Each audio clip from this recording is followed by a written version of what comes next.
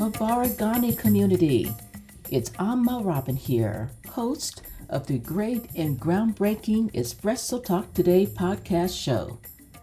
Akwaba, today 6th of our Kwanzaa special.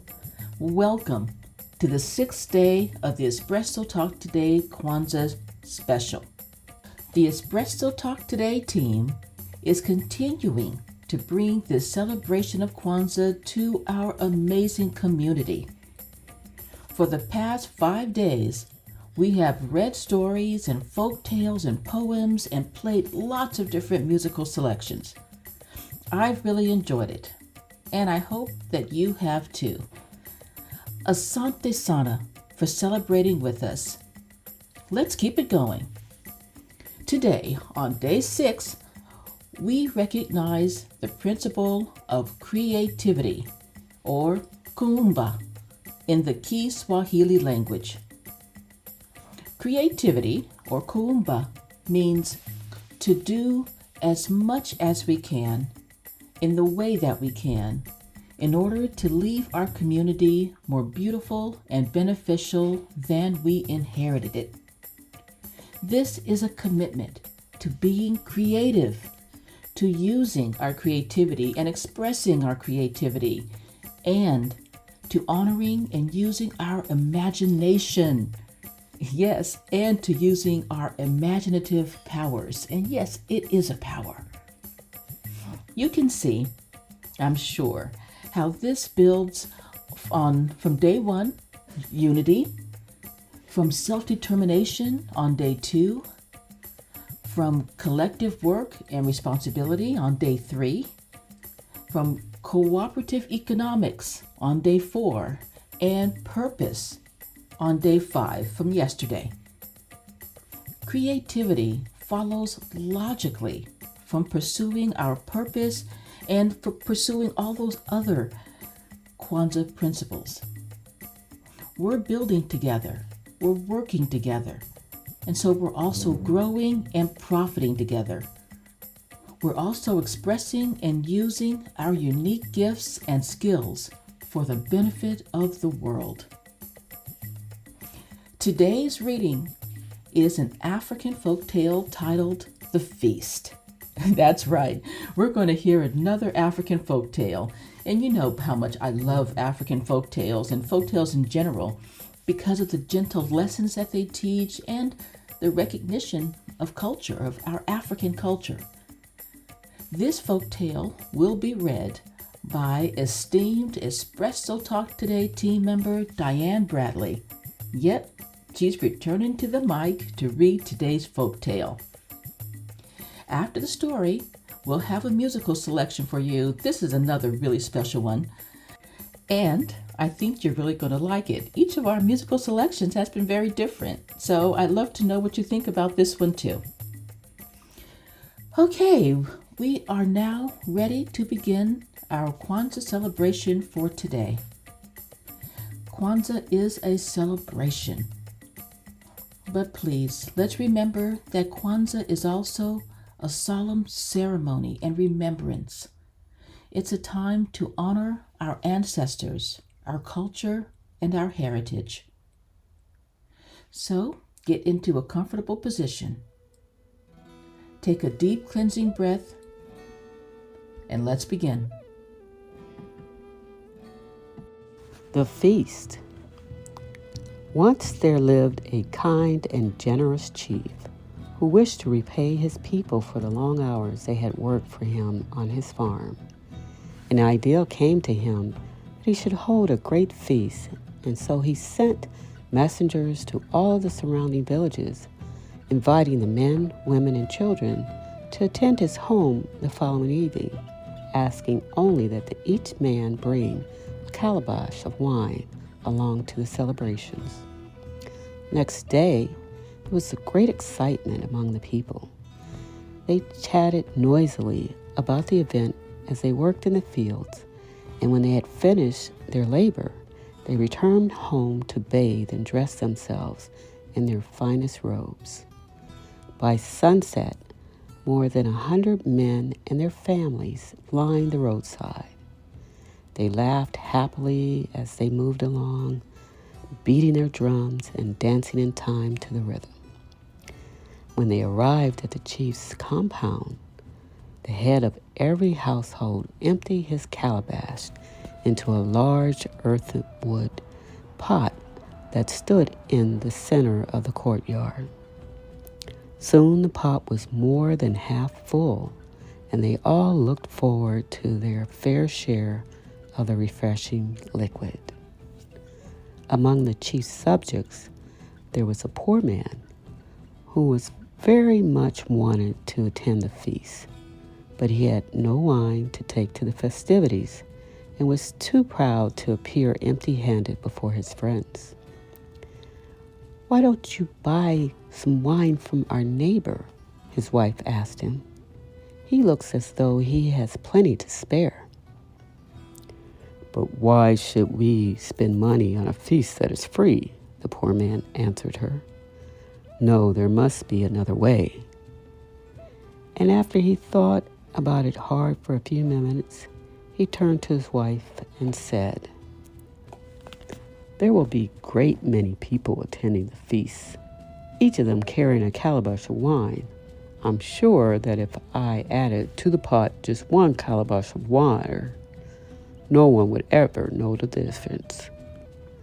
His wife was most impressed by this plan, and while her husband went about and filled his calabash with water, she stepped indoors and put on her best tunic and what little jewelry she possessed, delighted at the prospect of a good meal and an evening's free entertainment. When the couple arrived at the chief's house, they saw all the other guests empty the wine they had brought into the large earthen pot. The poor man moved forward nervously and followed their example. Then he went to where the men were gathered and sat down with them to await the serving of the wine. As soon as the chief was satisfied all the guests had arrived, he gave the order for his servants to begin filling everyone's bowl. The vessels were filled, and the men looked into their hosts for the signal to begin the drinking. The poor man grew impatient, for he was quite desperate to have the taste of the wine on his lips, and he could scarcely remember when he had last enjoyed such a pleasant experience for free. At length, the chief stood up and delivered a toast to his people. Then he called for his guests to raise their bowls to their lips. Each of them tasted their wine, swallowed it, and waited to feel a warm glow inside. They swallowed some more of the wine, allowing it to trickle slowly over their tongues, and waited for the flavor to release itself. But the wine tasted as plain as any water. And now, all around the room, the guests began to shuffle their feet and cough with embarrassment. "This is really very good wine," one of the men spoke up eventually. "Indeed, it is the best I've ever tasted," agreed another. "Quite the finest harvest I've ever come across," added his neighbor. But the chief of the people knew precisely what had happened, and he smiled at the comical spectacle as each man tried to hide the fact that he had filled his calabash that morning from the village spring. The enormous earthen pot contained nothing but water, and it was water that the people were given to drink at the chief's great feast. For the chief had very wisely decided in his own mind, when only water is brought to the feast, water is all that should be served. The feast.